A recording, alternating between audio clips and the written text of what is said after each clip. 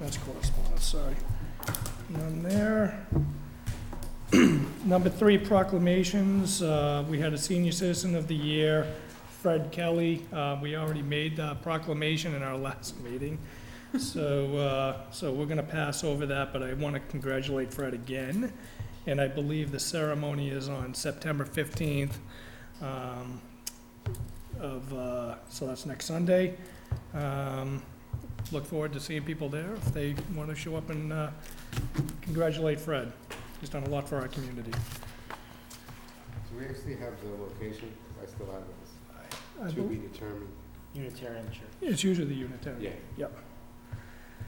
Let's see, correspondence to the board. We have some correspondence from Mr. Morale. Would you come up, Tom? Sign that proclamation. No, yeah, right here. Oh, okay. Sorry. How's it going? Good, how are you? Good.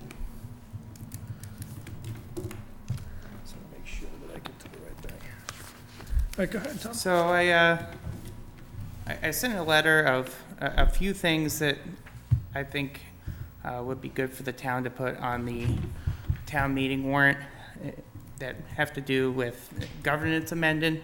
The first one being something that several other towns in the state have done. In this area, I know Grafton's done. I think 74 towns have actually switched from having a board of selectmen to a select board. I know it's more of a name, but it's more reflective of changing times. I know we've had women members of the board in the past. It's something grounded in history, while at the same time being more inclusive. In order to get that changed, it would have to be on the town meeting warrant. I was asking if you guys could put that on the warrant for the November town meeting. 'Cause I know I've heard throughout town that might be a positive change, and several people in town already refer to it as that, so might as well make it official. The second one being an expansion of the board from 3 to 5 people. Another thing several towns have done. Actually, 52% of the towns within our size range, 6,000 to 7,000 people in the state, actually have a 5-member board of selectmen. And several of the other towns in the area, Bellingham, Millville, Blackstone, Uxbridge, Northbridge, all have 5-member boards rather than 3-member boards. I think it's something that allows more voices in the conversation. It allows you guys to talk offline more. It also brings more diverse viewpoints as well to expand the number of people on the board. Again, it's something that would have to be changed at town meeting. I'd love to give the people of Mendon the choice. The third one is has to do with transparency and of our meetings. I know that the selectmen's meetings are recorded, as is happening right now, but several of the other important meetings that we have here in town are not. ZBA, planning, historic, none of these meetings are recorded. A lot of surrounding towns will film these. Millville films all their FinCom meetings. Hopedale put several of their meetings online. Upton, you can find all the planning board meetings. I think adopting a policy of recording is something that would be good for the town, and definitely allow people to find out what happens in an easier fashion, and also allow people to see these things from home. I mean, we have some boards that don't post their minutes on the website, so if people could watch these things from their home, they could get more involved. So, I'd love to hear your thoughts. I mean, obviously, we're building the warrant now. Mm-hmm. I'm not sure, from my standpoint, if I want to debate these tonight, as it's coming in as correspondence.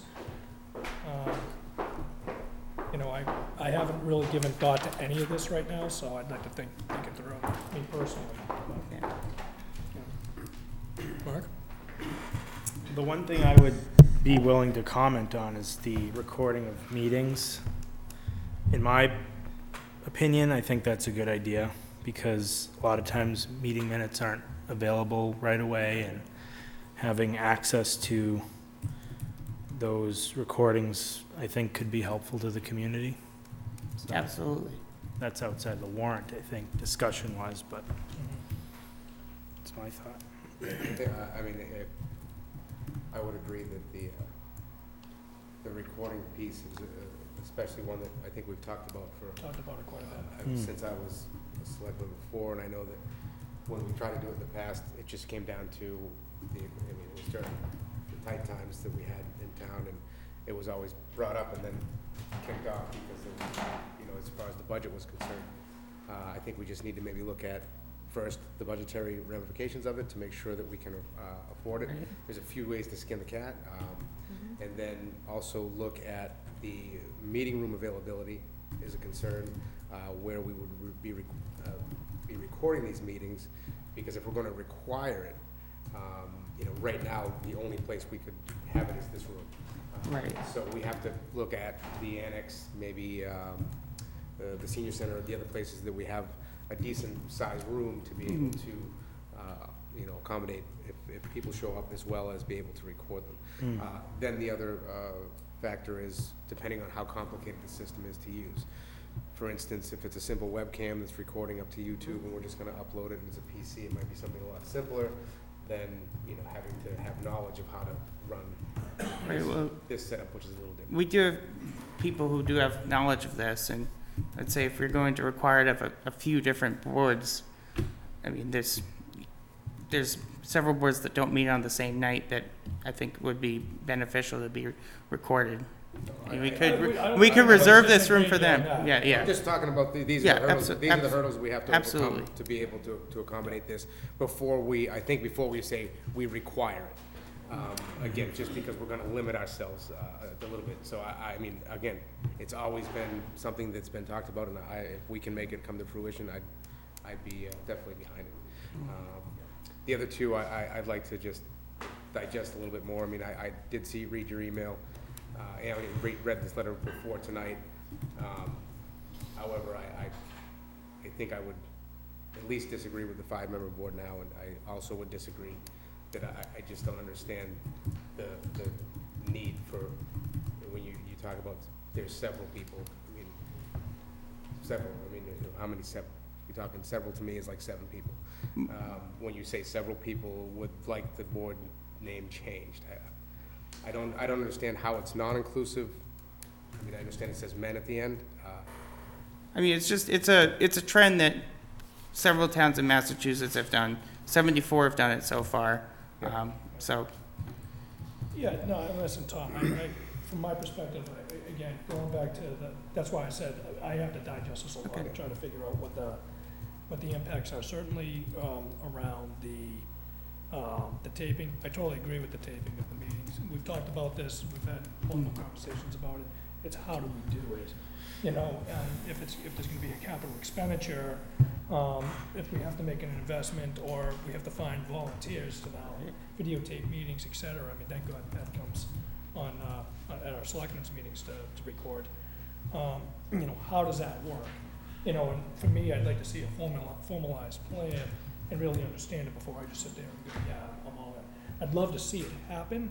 I just don't know what the impacts are. I've heard numbers of $10,000. I've heard, simple things by somebody doing it off their phone. I'm not even sure if that's legal. But, so there's a lot of stuff that I want to learn about it, to make sure that we're just doing the right thing for the community. That's all.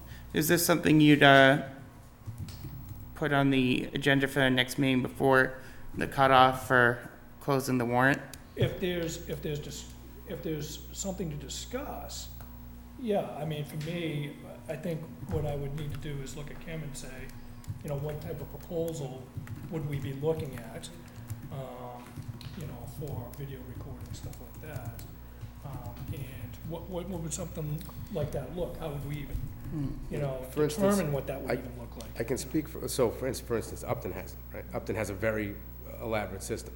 They also have a full-time staff member that's dedicated to doing just that job, that is there during the week even to cut the tapes, cut the video, put it up, they upload it, and they have very, very expensive equipment that is in that building that they invested the money to do it. So again, it's not, I don't think we can definitely we need to look into it, but I don't know that we'd have it ready for this town meeting.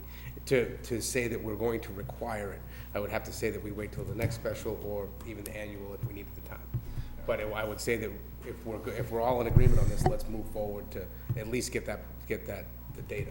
In the past, when we considered this, which was a couple of years ago now, we actually, we started to draft a policy to that extent. Right. That, one of the issues, of course, was then, at the time, was about the spacing, because this was the only room and continues to really be the only room in which you can have, and we didn't have secondary meeting spaces, and now we do. An easy change without cost really is asking boards to their best of their ability to start having their meetings here, and then we Right. can start to Well, try to I have know volunteers this is something stay. that's been talked about for a number of years. Right, but adding the completion of that lower part of the library 2 years ago now was designed so that we could tape meetings in the way, so that we could eventually record meetings, not to this extent with cable and broadcast, but at least have recordings of it. So there is a cost involved in getting the equipment to do that, but there are other things that are not involving costs that we could move towards, you know, before having to wait for something like that. We could certainly ask boards to the best of their abilities to start having their meetings here based upon availability, and then we could start scheduling people to record them. Yeah, my only concern becomes now if we're gonna require it. But that's a policy change. That's Yeah, what I'm saying. well, let me finish. Yeah, Yeah, if we're going to require it, we can't require people to volunteer their time. So, I mean, Right. thank God again that Pat's here and she, you know, does us a favor by coming down and recording our meetings. But we can't require people to do that. So we'd have to, if we're going to do a policy change, and that's gonna be adopted in the community, then we have to understand what the ramifications are if we can't get people to volunteer. Well, Right. one thought, There will be a cost. You know, one thought is that each board, mostly what we're talking about, conservation, Board of Health, planning, ZBA, all have staff that are attending, taking notes. I mean, they could be trained to at least turn that. Right, Yeah, I mean, absolutely, if absolutely. that's what we're gonna I mean, require, that yeah. was my thought, and that's kind of why I Yeah. highlighted those boards in particular. So let me say this, I am not opposed, what I'm saying is I'd like to see some sort of proposal Mhm. of what something like this would look like, and I would have to look to you, Kim, and say, you know, either you work with Lonnie because he's really good at this stuff, or you, Tom, or Dan, or whoever. For me, I just can't say, yeah, you know, let's come up, you know, let's just say we're gonna require it without a plan. I wanna know if there's gonna be cost impacts, I wanna know how it's gonna lay out. You know, fair enough? So would you be willing to put these 3 items for further discussion on an agenda before the cutoff for the As town? Like I just said, town meeting as long warrant. as there's something to talk about, Mhm. yes, if it's gonna be the same conversation, then no. You know, there has to be something to talk about. So I guess the other 2 items, I mean, if we wanted to talk about those, again, that's more of us just digesting it and kind of doing a little research. Yeah, I mean, that's. I mean, it's up to you, it's your agenda, so. Yeah, no, I mean, that's fine. I mean, at some point, we're gonna have to talk about if we put them on the warrant or not, you know, Right. so. I just want to have time to, if you guys aren't going to put them on, to see if people in town would want these to be on the agenda. The citizens petition? Yes. Okay. We have one meeting before the cutoff. It's October 1st. Mhm. That's our next meeting. Yeah, so. Okay. Let me digest this a little bit and figure it out, and, I mean, I can't see any reason why we can't talk about it, All right, but. All right, great, thanks, Tom. thank you. Thank you. Let's see. So consider participating in a mass ambulance CPE program. Good evening, thank you. How are you, Chief? Wonderful, how are you? Good, I told everybody we'd be out of here by 7:15. Yep, I'm going to be very brief. So as you know, on the ambulance billing side, Medicare and Medicaid only pay a certain amount. Several years ago, the Commonwealth started a program that allowed government ambulance providers to essentially come up with the cost of providing the ambulance service across all of their patients. They call it utilization, and then come up with the cost of providing it for Medicaid, Mass Health insured people. And if that amount, that cost is greater than what they already paid us, we would get paid more. I did do this in my previous department for a few years. We averaged, and it slowly crept up each year, but I'd use $25,000 a year as the average of the additional revenue that we were able to get. My guess is about $5,000 a year for Mendon, just looking at the comparison of runs in total volume. I did a very high level using their spreadsheet, and I came back with a $10,000 amount. So I don't think it's going to be that high, but I think we have the potential to get another $5,000 of revenue out of the Medicaid Mass Health program. And there's no cost to the community There's no cost to us. There's a risk that our cost is lower than what they've paid us, which is why I didn't initially do it in my previous department. But as costs have escalated in providing the service, and my experience in the previous department, I don't think we're going to run into that at all. The cost is really in time. The first year, it took me about a week of my time in the previous department to do it. But by the third year, I had my administrative assistant spending 2 to 3 days doing it and getting it done. So it's just the initial setup, and it's the same routine every year.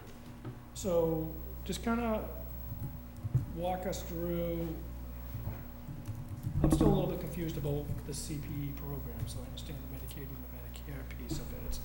So how does, I mean, really, what is, try to walk me through really what the program is. I think the program, the intent of it is to try and reimburse municipal ambulance providers a little more money than what they normally pay out to help municipal government provide that service. And who runs CPE? It's the Commonwealth of Massachusetts Executive Office of Health and Human Services. Okay. It is a state agency. Okay, all right. So there's really no lose in moving forward with this?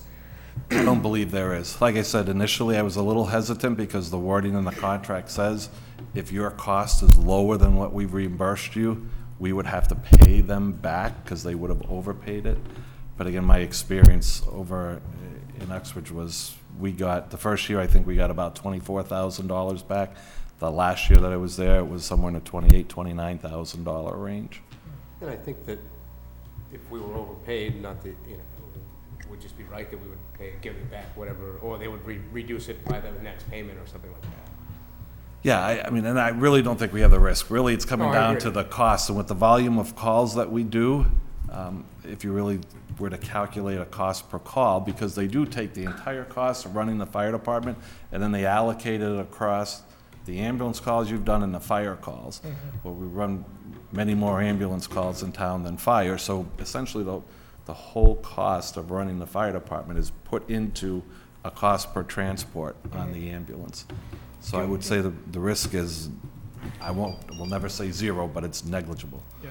Can we get out of the program if we choose to? In the contract, it does allow us to get out of it by writing that letter and opting out. Okay. And if they, is it done by quarter, is it done annually? It's an annual on a fiscal year basis. Okay, They're going to be opening it up soon, and then I'll have to have the report done mid to late October. okay, and who audits the receipts and all that? Is the state audit the receipts? They reserve the right to come in and do an audit of what we report.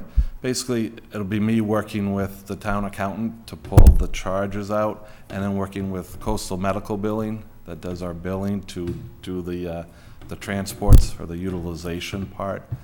And then there's an online system where you just put all this information in, and based on their formulas, they come up with that cost per. There's a percentage of that goes to the company that's administering their system, and then the remainder is refunded or paid to us. And based off your experience, Chief, when you did in your last department, how much time does that take after it's set up of importing those receipts each month, or the time, but personnel time Yeah. to do it? Yeah, the first year it took me about a week. The second year I was transitioning to my admin, so it was about 3 to 4 days.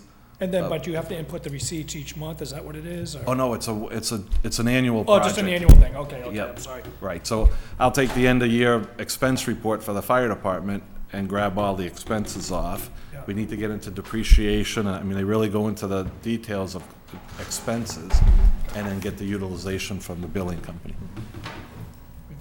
Sounds good. Okay, I'll take a motion. I move to participate in the Mass Ambulance CPE program. Second? Any further discussion on that? Nope. All in favor? Aye. Aye. All right, chief, thank Great, you. thank you. Thank you. All right, let's discuss a pilot agreement. So, Blue Wave here. All right? Good evening. How are you? Hi. Hi.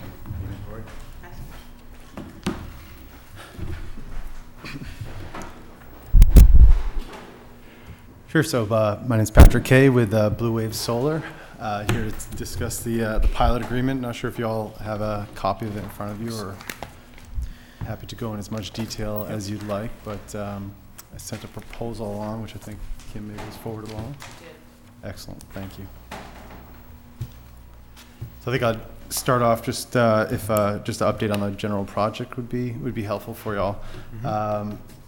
This is at 35 Cape Road here. This would be our Blue Wave's 4th project in the town, so hopefully pretty familiar with the pilot process and working through these. I know Kim's mentioned that in the past. So I think we're looking to finalize, putting the finishing touches on the project, this pilot being one of the last items out there. Again, at 35 Cape Road, I think we'll be trying to button up the final steps to what I'll call development or pre-construction here in the next couple of months, and kick off construction somewhere in Q4 of this year for operations to start, and probably Q2 of next year. And obviously, we have to go to town meeting on something like this. Right, so we have done, this, like you said, this is our 4th pilot that we've done with Blue Wave.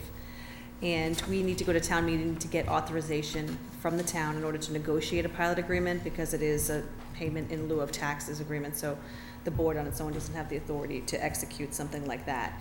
So in the past, what we've done is we've had Blue Wave come in, give a presentation like this, sort of an overview of what the project is, and then we have worked sort of behind the scenes to go through any of the detailed minutia, town council and I, to sort of make sure we're on the same page about a lot of things. Not negotiating the terms, but making sure that the sort of the language and the clauses that we've required in the past are making it in, and sort of those sorts of things. Ultimately, we'd need to go to town meeting on the 20th and get authorization for you to agree to the numbers once we get there. But in order for them to execute on their timeline, we're sort of, but at this point, based upon this pilot, and I assume the agreement that follows, we have redlined and redefined that same agreement 3 times. We are working off the same template that we have used the last 2 times. Most recently, we executed one in May of 2017 for 38 Cape Road. So at this point, we're pretty familiar with this process. So I'm not anticipating anything out of the ordinary for this one, but we do need town meeting authorization. Because this is a private one, I can't remember, did they have to do a ZBA hearing on that as well? I just can't remember. I don't believe so. Oh, okay. Are they, are they exempt? The solar project, well, on 38 Cape Road, I don't think they would be, Well, 38's across the street, right? yeah. That's right. Yeah, this is right next to the soccer fields. Yeah. So 38 is on the other side of that road. Yeah, just because Cape this Road. is not, well, not that they wouldn't have gone into the residential on 38, but this is not even, this is completely in the residential. Not, again, I'm not trying to, They That's have why I to, asked. well, they have Down. to go through full permitting and siting process as any project would. okay, so Right. maybe planning can allow it as well. Right. Through site plan review, okay. Okay. Right, this is in, just to make sure I heard you right, this is in a highway industrial district.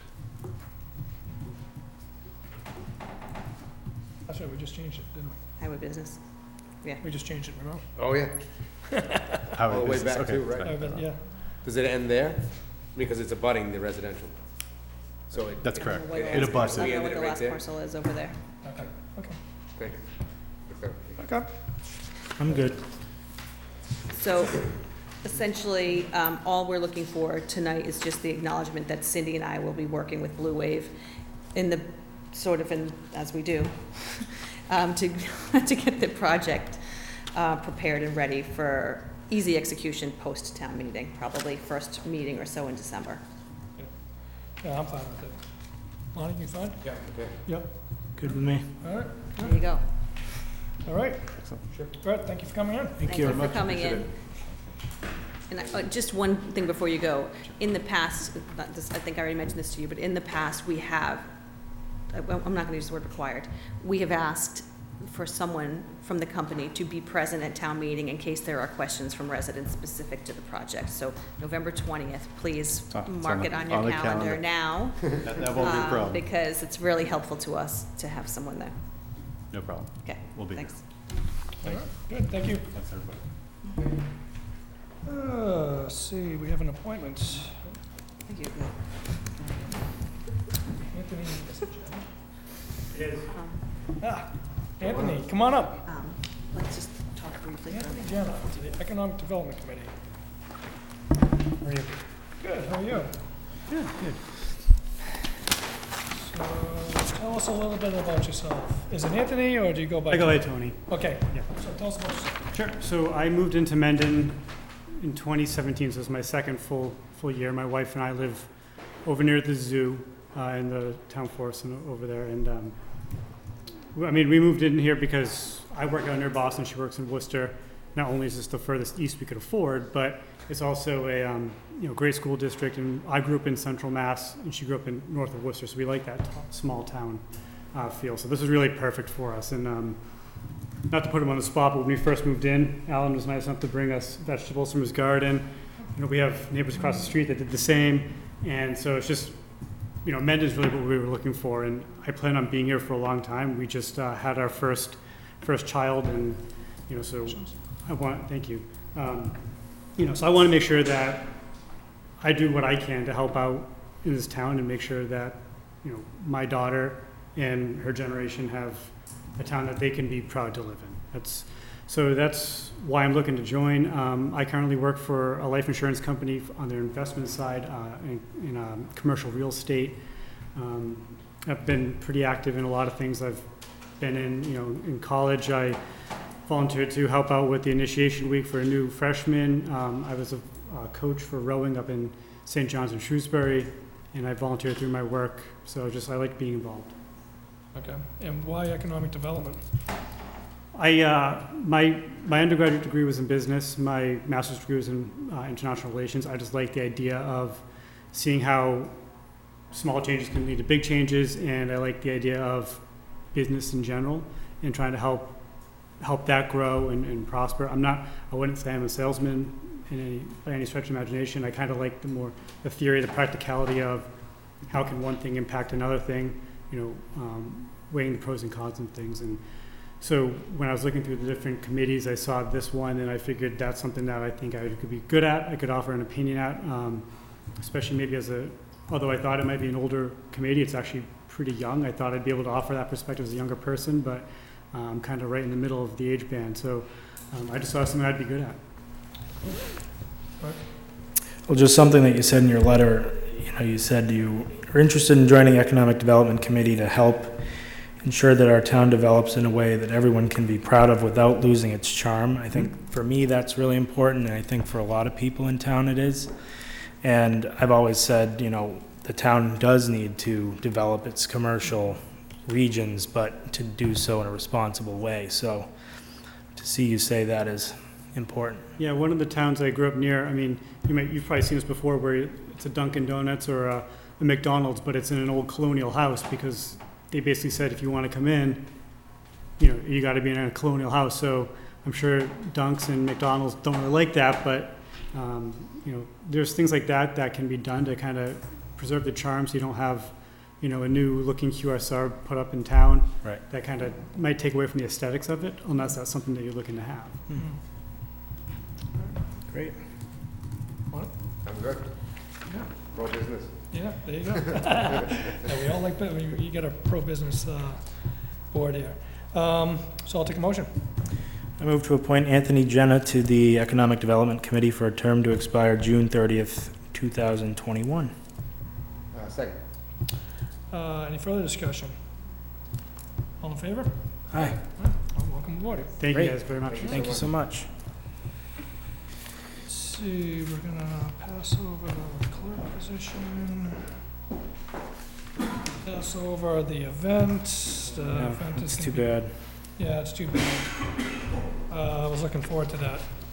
Sorry, it's now just a year away, so. It's only a year away. It's- More time to plan, more money to put behind it. All right, we got some Chapter 90 reimbursements. Uh-oh.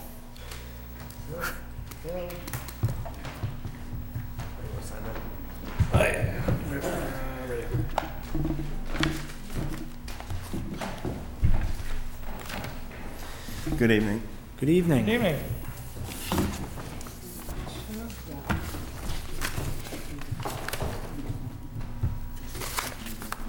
Yeah, no, I agree. Let's get a plan. Okay. Okay, so you have all the copies of the reimbursements. If you want, I'll just go through them quickly.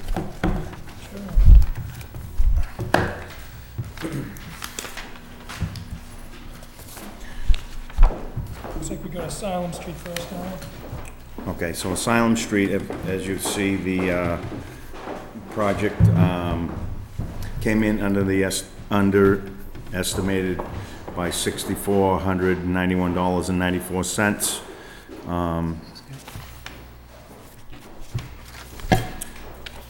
So the total project would be 114,170.95. So that's the amount that we will be reimbursed from the state Okay. for that one. Park Street.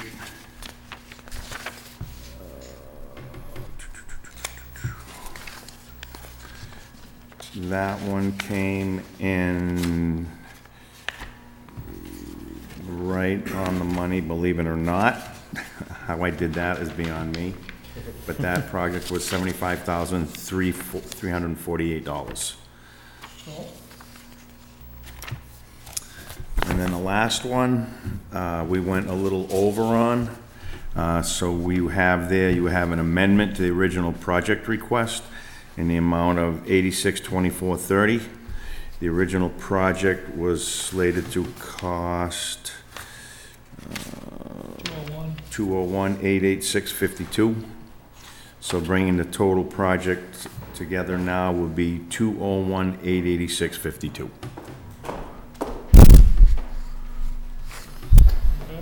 And one of the reasons we went over on that, I extended the limits of that project a little bit, just to take in some more of the roughest part of Blackstone Street.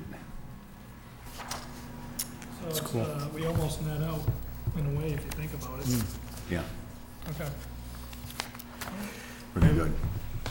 All right, I'll take a motion on this, guys. I move to approve Chapter 90 reimbursements for Asylum Street in the amount of $114,170.95. Blackstone Street in the amount of $201,886.52. Park Street in the amount of $75,348. Second. Any further discussion on that? Nope. All in favor? All right. Aye. And you wanted to discuss a trackless snow blower. I do. I've been doing this every year for the past 20 years, it seems like, trying to get this machine. We currently have nothing to clear the sidewalks when it gets above, we have an old sidewalk plow, but it is so unreliable, it's just not worth, every time we go out, it's, breaks down, then it's two guys to go get it, So what I have here is, do you have these? You got copies of these? I don't think so.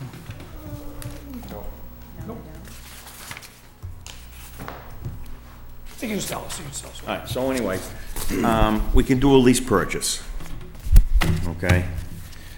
Take it, the price, the total price of the machine is $172,815. But we're also gonna get, a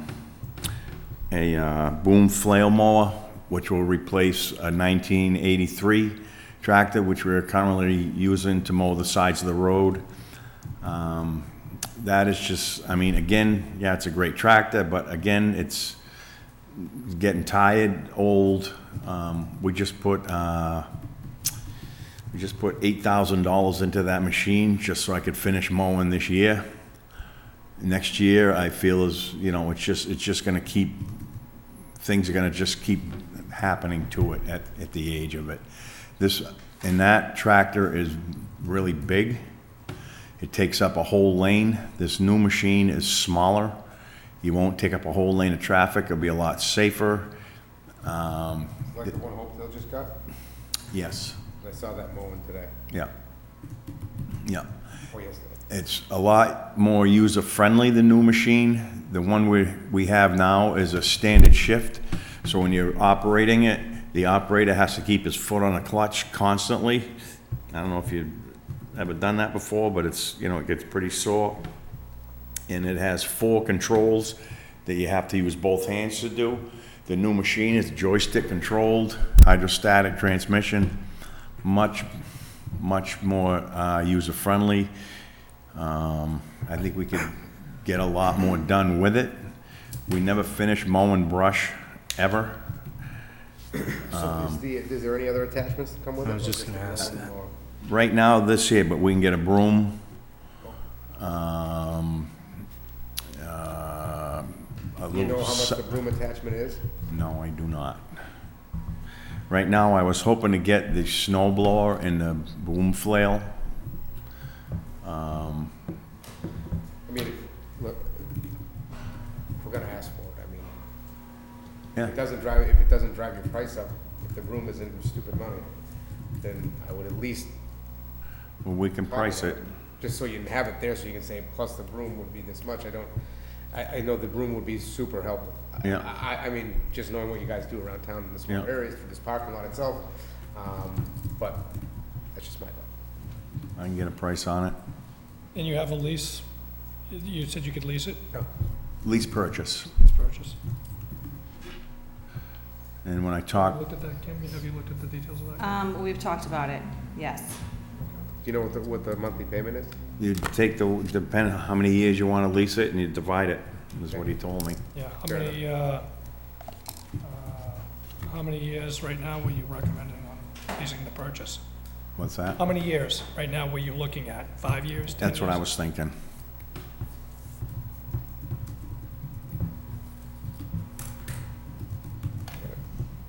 You got it. Roughly 35,000 a year, 34,600. That'd have to be a, debt exclusion, right? We couldn't cover that operation. How much does he need? $35,000 Call a it- year Call it 35. from operating? We can't afford that out of operating. That would be a substantial amount of Yeah, money. that'd be a, I mean, if there's a way, I mean, I think the better question is, what's the most common length of time on a lease purchase agreement, right? So how long do these machines last for? I assume they last longer than 5 years. So there have to be different durations. I mean, if we can bump that out to 10, then you're talking half, and then you're talking something that's more reasonable that won't need a separate borrow. I mean, That- that one we're operating now is a 2002. Yeah, right. So my guess But is it's- that 5 years is ambitious. No, yeah, right, the 10 I years mean, is maybe still there's a an reasonable interest amount of time factor that you- involved, but it might be worth it. I mean, there's probably an interest factor involved, but it might be worth it based upon what we can afford. yeah, I was kind of going in the same direction. Yeah. That's why I was asking. You know, it's,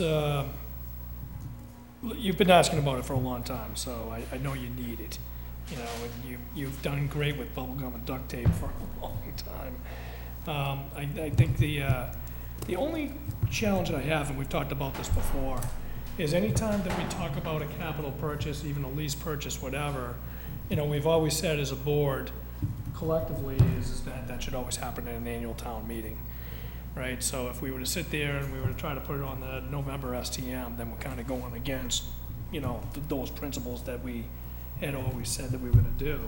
And then the other piece of it is that the capital planning committee, you know, really needed to really should be taking a look at this also. In my opinion, should be taking a look at this also. I don't even think they're meeting. No, they have to. They're gonna be meeting because I just got appointed to that committee and I'm gonna make them meet. So, And they did meet and make a recommendation on the ambulance for annual town meeting, which we just, again, there's another big piece of equipment that we just lease purchased.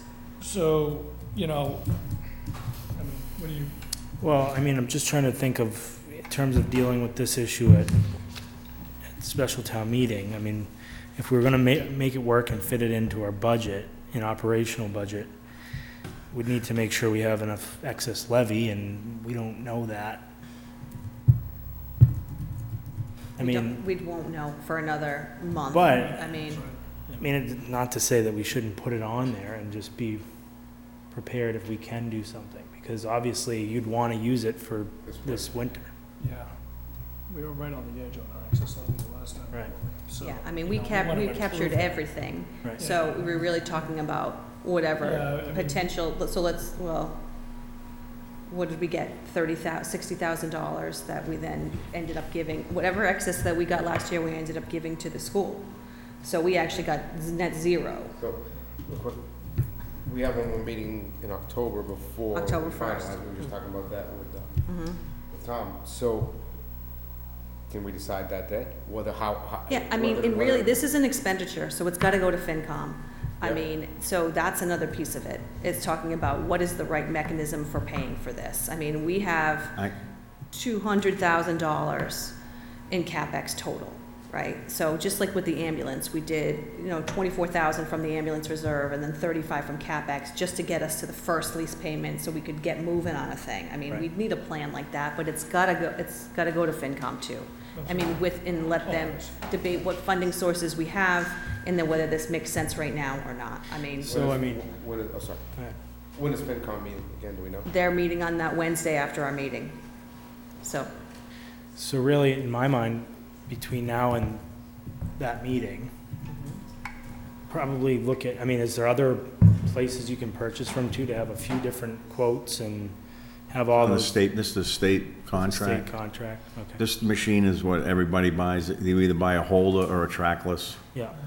They all have their perks and things that you don't like about them. I've seen the trackless machine around a lot. They're a lot more popular than the holder. So maybe just, I mean, you have the numbers there, and then all other attachments that we I can brought get, up, I and can just get have the all other, that, yeah. and we'll go from that point. And then I can, to talk to them, get it, get the the financing part of it from them. I don't know if they go, I don't know, I can ask. I don't know if they go 10 years. I don't know that, but I can give them a call tomorrow. When we met, we talked about it, All right, so talked let's, about the different options. we'll talk about it again then. All right, we'll see if we can get on that. Perfect, All right. thank you. I mean, I would be very interested in whatever the interest rates are on the different terms.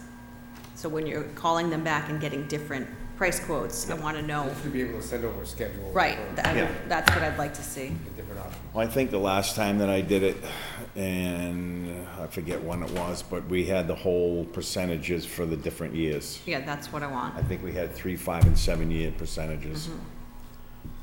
Excellent. Great, All right, cool. All right, Alan. Thank you. All right, thanks. Have a good night. you too. Tip. Check on the broom price too. The broom. Check on the broom price. The broom. So I'm taking home my broom. All right, Ellen. So we have a request to change an animal control bylaw. How are you? Good, how are you?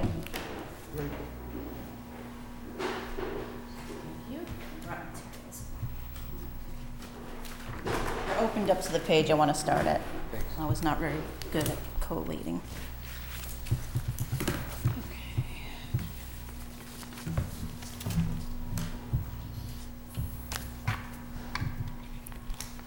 Okay, so, as the collector of the dog fees in town, I discovered that our dog fees are in our bylaws, and a place where I don't think they belong anyway. So, in order for us to set into motion to change that, we need to accept an MGL, which is in front of you, the MGL Chapter 40, 22F, which allows boards that issue permits, licenses, certificates, to set fees from time to time. I'm not asking to set the fees myself. I'm asking for the select board to set the fees. But we would need to accept this MGL at town meeting. And then after that, 2 pages after that is my proposed change to the animal control bylaw, which removes the fees. Really, the only change is I'm removing the fee wording. And my impetus for this is we are not charging enough for dog fees. We're charging $6 for a dog.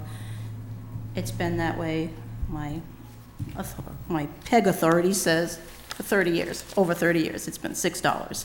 And it requires a bylaw change to change it. Right. I want to remove the fees from the bylaw, change the wordings that gives you guys authority to change fees from time to time, you know, inflation or whatever. And then on the first page, if you flip everything back over, is what I propose that we change the fees to, should this stuff pass. I know that it has to go to town meeting, but I'd like to be able to institute new fees if it does pass at town meeting. So I'm proposing that we go from a $6 spayed and neutered fee to a $10. I attached a survey from the Mass Town Clerks that was done, and not every town participated, but there's a lot of data there. You can chew it up yourself if you want. But I summarized it in the front page. 60 out of the towns have a $10 fee. There are some that are less, as you can see, some that are more. I mean, 15 is a very popular number too, but I think 10's a reasonable jump from 6 to 10. It's easier to calculate. For intact dogs that have not been spayed or neutered, I propose we go to 20. We're currently at 10. And that, again, is the most popular choice in the survey for the towns. And late fees, I would like to go from, right now they're $6. And I think they should be at 15. I'm certainly open to discussion on that as well. Some towns charge $5 a month late fee, which is not a bad scenario either. I mean, that way it could only be $5 or it could be more. And I think the later it is, people just won't register their dogs. You know, if it becomes a $60 fee, they're just gonna not do it. Right. But I don't think 15 is unreasonable, but certainly would be open to other numbers. The bigger changes are the kennel fees. Right now, we have a personal kennel. It's a $30 fee, but that's for four dogs or less. If they were to individually register those dogs, at the current fees, it's $24. So a kennel fee is a little bit more, and so that they don't have to register all 4 of those dogs. They just register the kennel. I am of the opinion, I don't really like the idea of a personal kennel. I like, if you have 4 dogs, register 4 dogs. I prefer that, and it will be cheaper for them to do that if we make the kennel fee $50. 5 to 10 dogs is currently a $40. I'm proposing 100. We don't really have a lot of kennels. Maybe 1 or 2 personal kennels, and I think we have 1 commercial type kennel. And so for the 10 or more dogs, that fee would jump. Right now it's $50, but I'm proposing $150. Of course, you know, you guys would be able to set the fees yourself. This is just what I'm suggesting. And I based my criteria a lot on this survey that was from the Mass Town Clerks Right. of different towns. Some towns are really high with kennel fees, especially for commercial kennels. Some towns didn't even answer it. So that is what I'm proposing. I would like to at least accept the MGL to get the fees out of the bylaw, and then also get your support in increasing the fees, if it passes at town meeting, then to increase the fees for the next fee season, which starts January 1st. So I just, I like the idea of having the board be able to set the rates. So I don't disagree with the proposal. I think it's a good proposal. I just want to make sure that I'm clear.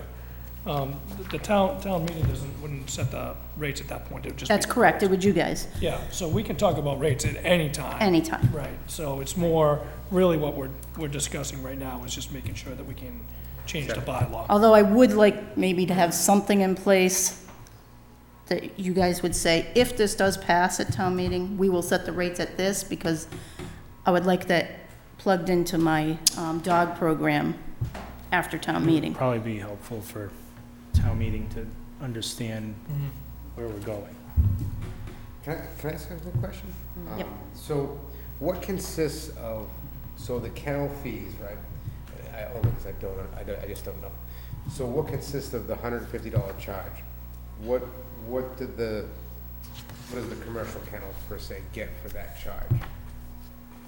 They just get the kennel license, so I got it. So they get kinda more, like a- they can have as many dogs as Same they as a want used there. car license or something like that? Yeah, basically. Okay, I'm just trying to understand why we have, I got it. The animal control officer does have to go and spend time and Okay, so they. he has to actually personally inspect all of these every year.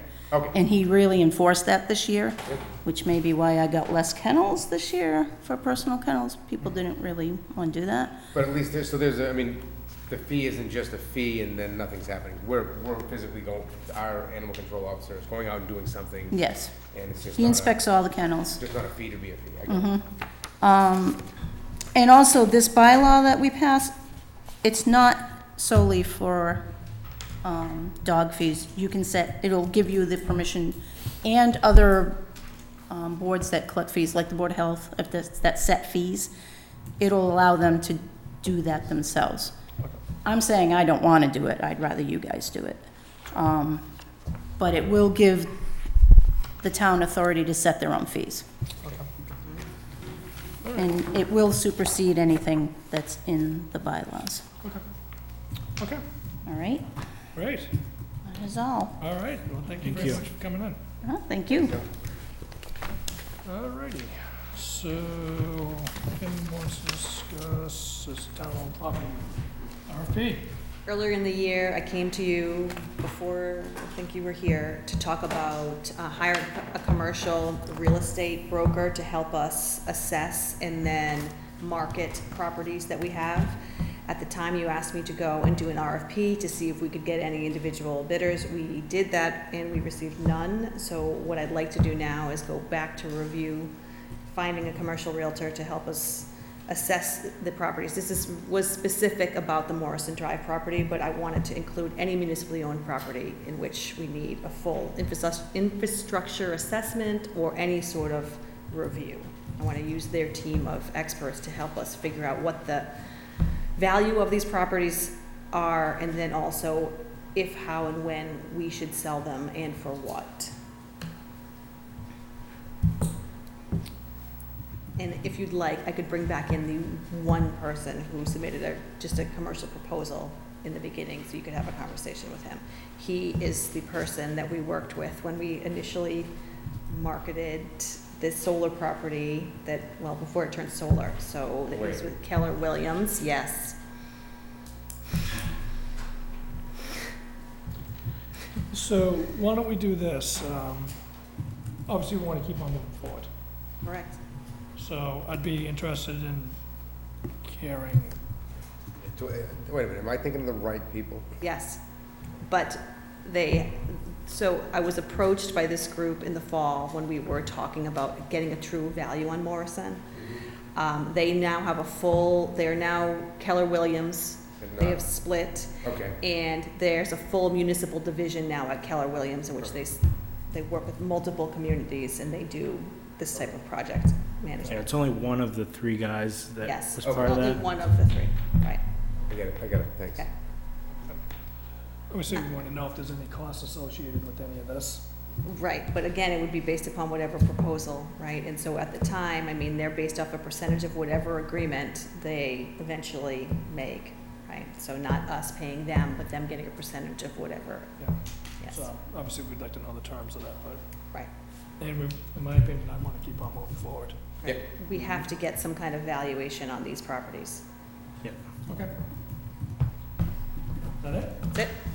All righty. All right, so we're gonna move into executive session.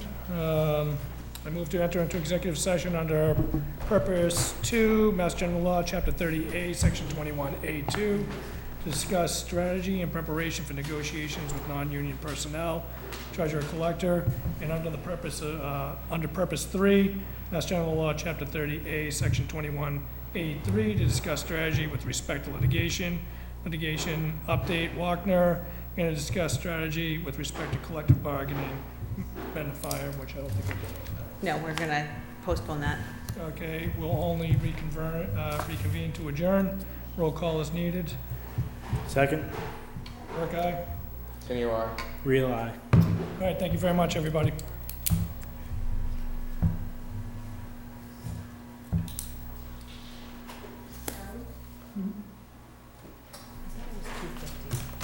That's what I thought. 200, I thought. Oh, Ellen said 100. I thought it was 50 for town meeting and 200 for SDN. Not 100, but. That's it.